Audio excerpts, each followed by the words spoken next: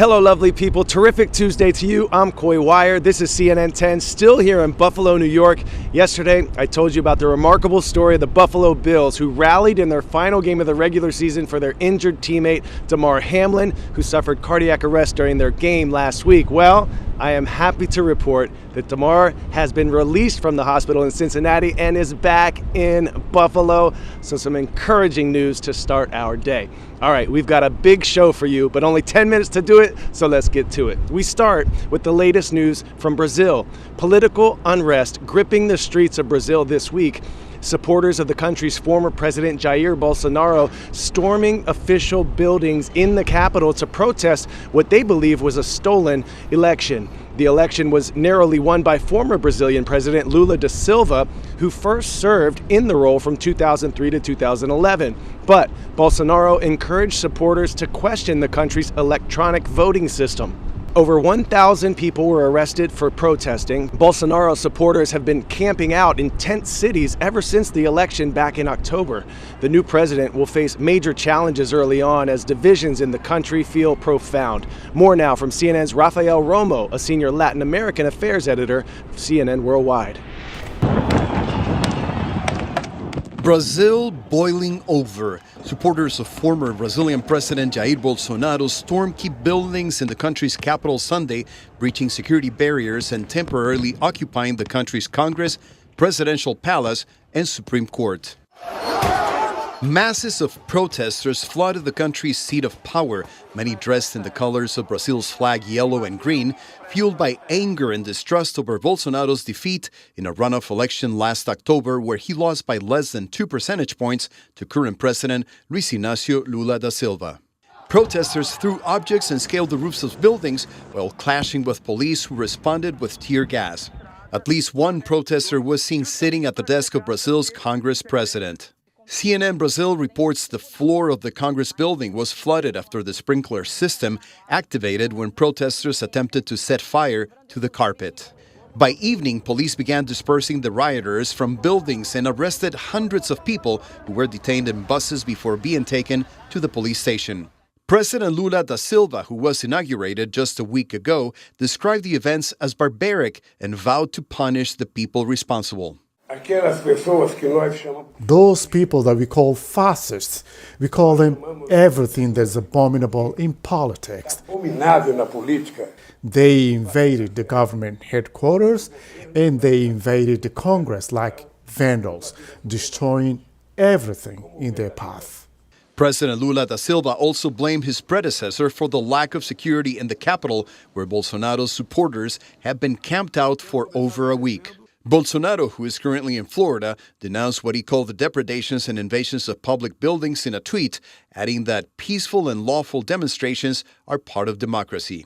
But critics say Bolsonaro may have stirred up the crowds by repeatedly saying, without evidence, that he questioned the integrity of the country's electronic voting system. 10-second trivia. After China, India, and the United States, which country has the highest population? Pakistan, Russia, Indonesia, or Mexico? Home to over 275 million people, the fourth most populated country in the world is the archipelago of Indonesia. Next, we're traveling to the province of Bali, Indonesia, where Bali is facing a water crisis. Once clean water is dirty from tourism development, population growth, and water mismanagement. While Bali sees a lot of rain, water shortages are already impacting Bali's culture and the people's quality of life. And experts warn the situation will worsen if water control practices aren't properly implemented. Let's go now to Bali to learn more. The Indonesian province of Bali is known for its rich culture, breathtaking natural beauty, and rain. Lots of rain. But while tourism took a hit during the COVID-19 pandemic, a 5-month rainy season doesn't stop millions from visiting the island in a typical year. And for those who live here, the seasonal deluge serves as a reminder of an ongoing water crisis. In fact, one innovative local school has made the stuff of life the centerpiece of its curriculum. We chose water as a theme for last year and this year because despite what everybody thinks, there's a water shortage in Bali. We have rains for months and months and months, and they fill the reservoirs, but very, very quickly those reservoirs run dry. More tourists and residents take a dramatic toll on the island's natural water resources. But that's not the only concern. Just in the last 10 years, many, many villages have been noticing their once clean water has turned very, very dirty and no longer usable. We've noticed a very serious water crisis arising in a place where that really shouldn't be the case. Tucked away in a forested patch miles inland from the southern beaches, the Green School Bali was built to create the next generation of problem solvers. Currently on campus, there are 50 student-led projects that have been activated. Built from bamboo and other sustainable material, the impressive open-air facilities were designed to inspire imagination and creativity. Each structure a base for what the school's founders call a living curriculum. The point is to be part of reimagining education, to be something that inspires action-based learning now all across the globe.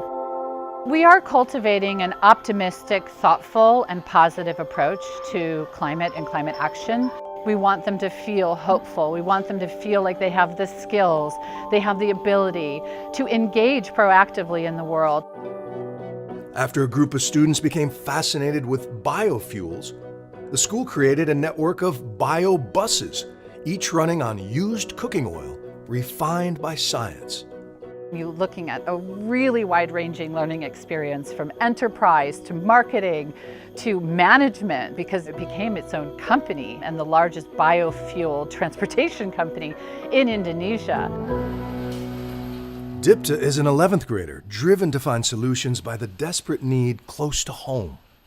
It starts off personally, right? The problem comes off from my hometown, Kintamani. We didn't have enough water. And then after that, realizing that also a lot of other people don't have access to clean and drinkable water. He launched Liquify, a nonprofit with a mission to provide sustainable filtration systems, help residents build recharge wells that replenish aquifers, and water catchment systems to collect rainfall for other uses. The innovation hub that we have at Green School, it gives me the tools to create what I need to create, what I want to create, and to help me help other people as well. The Green School Bali opened in 2008 and now includes locations in New Zealand, South Africa, and Mexico.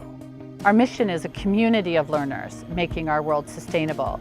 And so when you put community back at the center of a school, you end up being more accountable for the actions that you take, and I think that's a good thing. It's the full spectrum of local to global, action-based environmental learning.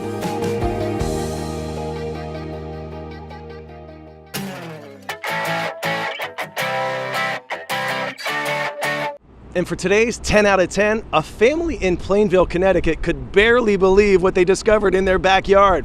Their dog started acting all nervous one day, and they soon learned a black bear was hibernating under their deck.